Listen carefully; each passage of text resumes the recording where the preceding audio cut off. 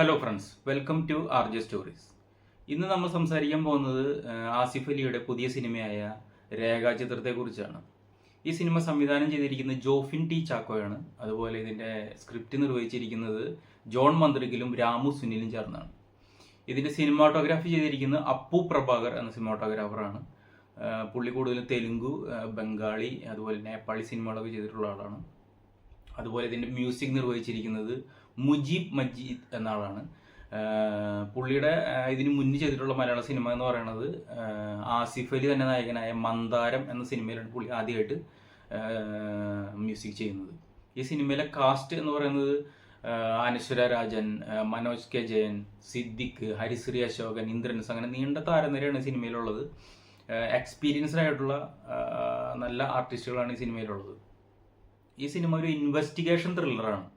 അപ്പോൾ investigation thriller എന്ന് പറയുമ്പോൾ ഇപ്പോഴത്തെ ആധുനിക കാലത്ത് ഒരു ഇൻവെസ്റ്റിഗേഷൻ ത്രില്ലർ എഴുതുക എന്ന് പറയുമ്പോൾ എന്താ ബുദ്ധിമുട്ടെന്ന് വെച്ച് കഴിഞ്ഞാൽ, ഈ ആധുനിക കാലം എന്ന് പറയുമ്പോൾ CCTV, അതുപോലെ മൊബൈൽ ടവർ ലൊക്കേഷൻ, ഫോറൻസിക്, കണ്ടമാനം കാര്യങ്ങൾ ശ്രദ്ധിച്ച ഒരു ഇൻവെസ്റ്റിഗേഷൻ ത്രില്ലർ ഇപ്പോഴത്തെ കാലത്ത് എഴുതാൻ പറ്റുള്ളൂ.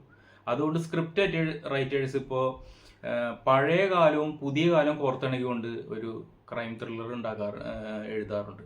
അത് വളരെ കൺവിൻസിങ് ആണ്, കുറച്ചും കൂടി ഈസിയുമാണ്. ഇപ്പോഴത്തെ ഒരു ആധുനിക കാലത്ത് ഒരു ത്രില്ലർ എഴുതുന്നതിനേക്കാളും കുറച്ചുകൂടി ഈസിയാണ് പഴയ കാലം പുതിയ കാലം കോർത്തിണക്കിക്കൊണ്ട് ഒരു ഇൻവെസ്റ്റിഗേഷൻ ത്രില്ലർ എഴുതാന്ന് പറയുന്നത്. അത് ഈ സിനിമയും ആ ഒരു ജോണറിലാണ് വരുന്നത്. ഈ സിനിമയും ഒരു പഴയ കാലം പുതിയ കാലം കോർത്തിറക്കിയിട്ടുള്ള ഒരു ഇൻവെസ്റ്റിഗേഷൻ ത്രില്ലറാണ്. ഈ സിനിമ ഒട്ടും ബോറടിപ്പിക്കുന്നില്ല. ടെക്നിക്കലി ആയാലും അഭിനയം കൊണ്ടായാലും ഈ സിനിമ ബോറിങ്ങേ ഇല്ലാത്തൊരു സിനിമയാണ്. ഈ സിനിമ തുടക്കം മുതൽ അവസാനം വരെ നമുക്ക് നല്ലൊരു തിയേറ്റർ എക്സ്പീരിയൻസ് ആണ് നൽകുന്നത്.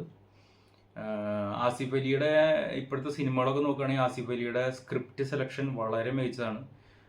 ഒരു നല്ലൊരു സ്ക്രിപ്റ്റ് ചൂസ് ചെയ്യുക എന്നുള്ള ഒരു നടനെ സംബന്ധിച്ച് വളരെ പ്രധാനപ്പെട്ട ഘടകമാണ്.